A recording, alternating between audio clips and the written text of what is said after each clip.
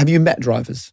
Oh, yeah. And what sort of conversations do you have with them, or what are the questions that you want to ask them to work out whether they're the right driver for your team? So when we start that process, because up to now, the meetings that I've had now is pretty much to tell them all to ignore what they're reading. We haven't signed anyone. Don't get too frustrated or whatever. But equally, in doing so, you as I say, you learn something. Every conversation, you learn something, no matter how tiny it is. Can I just throw a few quick names at you and get an initial reaction? Because our audience will never forgive me if I don't. Mick Schumacher, he's out of work at the moment. Yeah. We're talking to Mick. Daniel Ricciardo, the American audience loved Daniel Ricciardo. Yeah, actually, I think he's publicly said that he's not interested in Formula One. I think so. Would you want to convince him otherwise? It's not my job to. If I need to convince someone, then it's the wrong person. Yeah. You'd never need to convince a Formula One driver to jump in a car. How does it make you feel when you hear someone say they've got doubts? Would you just not go there? Yeah, I have no problem. Everyone can make their own mind up. But you wouldn't want to convince them to come and give it a go? No, definitely not. No. Valtteri Bottas. Yep. You speaking with him? Yes. Yeah, I know Valtteri really well. And I think he might have some. I think there's a sense of unfinished business actually with both Mick and Valtteri Bottas, isn't there, in the sport? I think they both proved, a whole bunch of things. Everyone wants to prove something else again. Yeah. I never look at that as the biggest motivator. Our team is not there to as a vehicle for someone to prove a point. Yeah. Our team is there to provide a position on the pitch, if you like, for someone to prove what they can do, for sure. But it's not the vehicle to kind of show the world, prove a point or whatever. It's there to do the best. The driver's there to do the best that they possibly can for their team, and they should be motivated for, the team around them as well. Mm. So, yeah, I'm less keen on people who kind of want to prove a personal point. Sergio Perez. We talk. Every single person, every name that you're going to read out, we're talking to everyone because everyone wants to drive. And have you spoken to anyone that's never driven in Formula One? Yes. Yeah. There's a bunch of young, when we say never driven, never competed in Formula One. Mm. Yeah. So, there's some really good F2 drivers, Felipe Drugovich, Fred Vesti,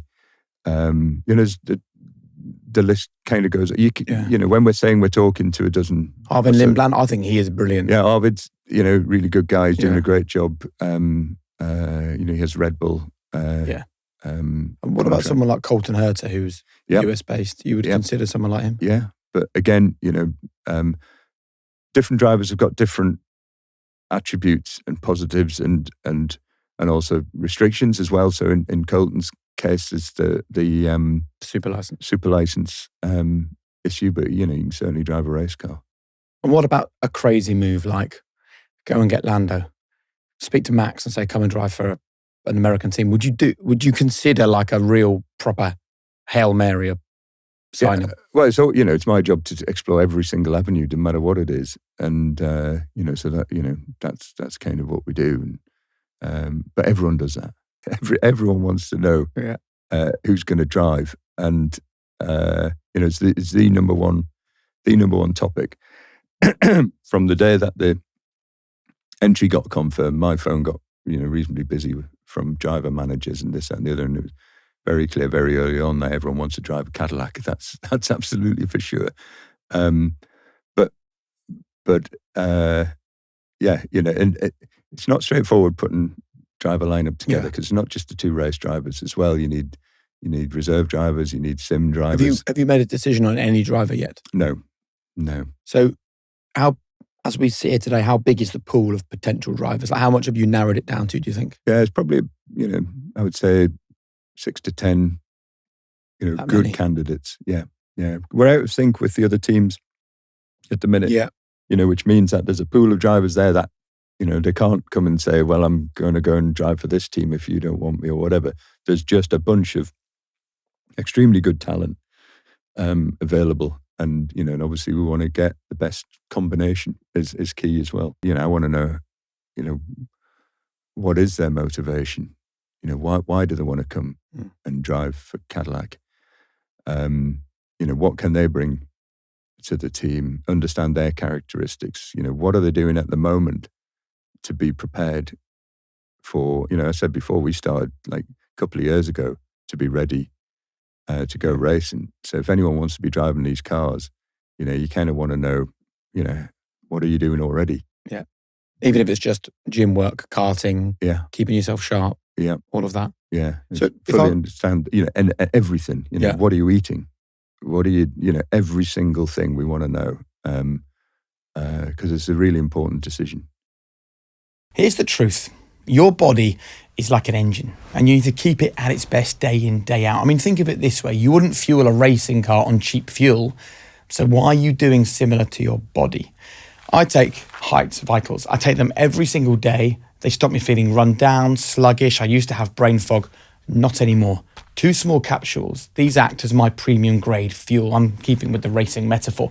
So Vitals are a blend of vitamins, nutrients, minerals, omega-3, all the Bs, basically everything you need to perform at your best. So if you're looking for something that keeps you in the driving seat with your nutrition, your brain and body health, then this is it. Taken by athletes, Olympians, and even some well-known racing drivers. This stuff works. So if you're looking to fuel right this year, go to heights.com/Jake or enter the code HP20 at checkout for 20% off your first order and start your journey today. And would you get a chance to get these guys in a car before the season starts? Yeah, we'll start testing something. Don't know what yet, but we'll start testing after the summer break. Because as well, we've got a garage full of mechanics who need to be able to do pit stops as good as the best teams in the world. And we've got engineers who need to know that all of their systems are going to be working and everything. So, we'll be building the entire garage that will be in Melbourne. We'll be building that, reasonably soon this year with all of its facilities and all of its infrastructure. And then we'll be packing it all up as we would do, and we'll move it to a circuit somewhere, probably Silverstone because it's pretty near. Yeah. And we'll be running some kind of car around the track with some drivers. It might not necessarily be the race drivers at that stage. It depends, because we don't want to get to Melbourne and for it to be the first time everyone's interacting. If it's a driver who can extract everything, every single thing, then you can kind of brush over so normally what people say, well, they've got to be a team player, they've got to bring this out and the other, their job is incredibly specific, and that is to extract the maximum from that car. So you can kind of use any word you want to explain what that is, but that's what they need to do. And for all it's a team game, a team sport, all sports need heroes, and quite rightly in Formula One, the drivers are the heroes, and so they have that role in the team, but they can't defy the laws of physics. If the other 998 people haven't produced a car that can go around a corner faster than the other guy's car, you're not going to win. But what the driver can do is extract that maximum. So all we ever look for is what are the traits that are going to deliver that, and if there's some quirks and whatever that go with it, you can get over all that.